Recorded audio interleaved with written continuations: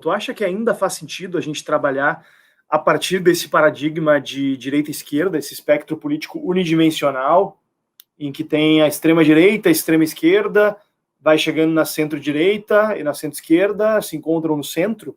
Será que faz sentido ainda, dada esse grau tão grande de complexidade, de divergências dentro da direita, mesmo dentro da esquerda, com a ascensão de questões mais pós-modernas, para além desse espectro político meramente baseado em questões econômicas? Até porque, mesmo na questão econômica, por exemplo, o maior paradigma de extrema-direita, que é o nazismo, ou mesmo o fascismo, eles eram extremamente interventores na economia.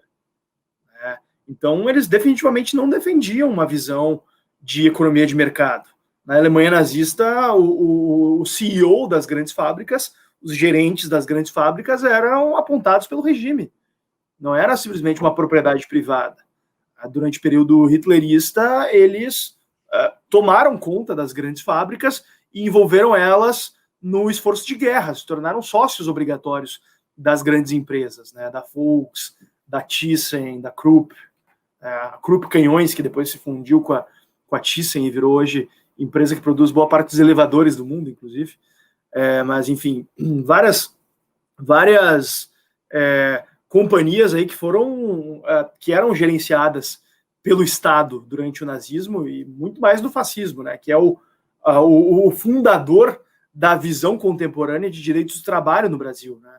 A CLT brasileira foi inspirada amplamente na Carta del Lavoro do Mussolini, né, que tinha essa visão de cooptar o sindicalismo e trazê-lo para dentro do Estado, mais ou menos como o PT vem construindo e como Getúlio Vargas fez lá na metade do século passado. Eu acho que faz sentido ainda a gente se basear tanto assim nessas categorias descritivas de direita e esquerda? Olha, cara, também isso aí é um assunto que... Eu não te trago aqui para fazer pergunta fácil. Não. Levantando a bola. Nosso podcast aqui eu trago gente inteligente e eu gosto de provocá-las com perguntas complexas, cara. Então cara, a gente pensa em diversas políticas públicas aí, a gente pensa muito parecido, né? Que eu conheço aí seus posicionamentos e tal. Em diversas áreas, cara, na parte de liberdade individual, a gente concorda com a esquerda em uma série de pontos. Então, e por outro lado, quando a gente fala de liberdade econômica e tal, a gente concorda, aí também concorda até menos com a direita, eu diria, porque a direita exatamente. Então, assim, quem é liberal nas questões individuais e nas questões econômicas, na parte de política pública, você acaba concordando muito mais com a própria esquerda do que até com a direita, eu diria. Eu, pelo menos. Agora, o que, para mim, me provoca um afastamento completo da esquerda, que me parece que é o grande problema hoje do debate público, né? Que eu já vou chegar no ponto da esquerda e de direita, tá? Mas estou só fazendo uma introdução aqui.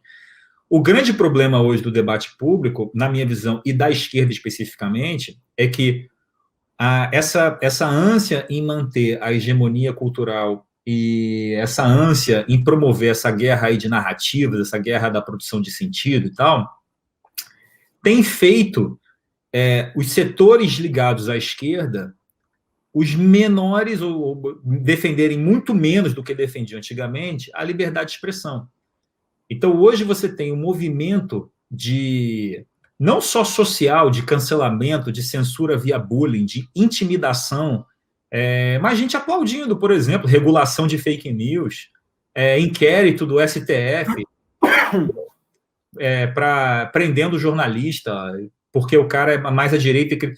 Olha só, mesmo que alguém diga que o STF tenha de acabar, isso não é uma opinião, o cara não pode defender uma nova constituinte sem o STF. Eu acho uma ideia ruim, mas a pessoa tem o direito de defender isso.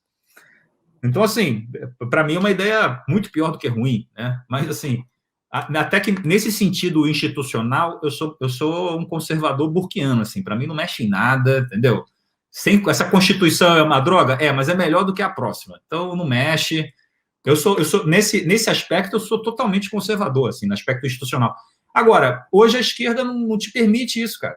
Então, fica muito difícil você fazer essa ponte, né, porque realmente a gente tem esse problema no debate público. Agora, em relação à divisão em si de esquerda e direita como uma categoria analítica, cara, eu tenho a impressão de que é muito difícil, muito complicado para a maior parte das pessoas fazer divisões maiores. Eu acho que essa divisão existe no debate público há muito tempo, não é à toa.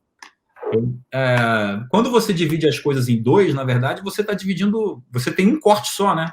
É um corte para ter duas metades. Então, acho muito difícil você chegar e falar: não existe esquerda nem direita, existe uma outra coisa. Cara, então essa outra coisa precisa ter uma massa crítica muito grande para você poder conseguir ter força no debate público e força eleitoral. E, geralmente, o que você tem é o contrário. Né? O que você tem são outras forças se unindo, seja a esquerda, seja a direita. Né? Então, eu tenho a impressão de que é muito difícil você ir muito além dessas duas forças políticas, simplesmente porque é mais simples para as pessoas no dia a dia.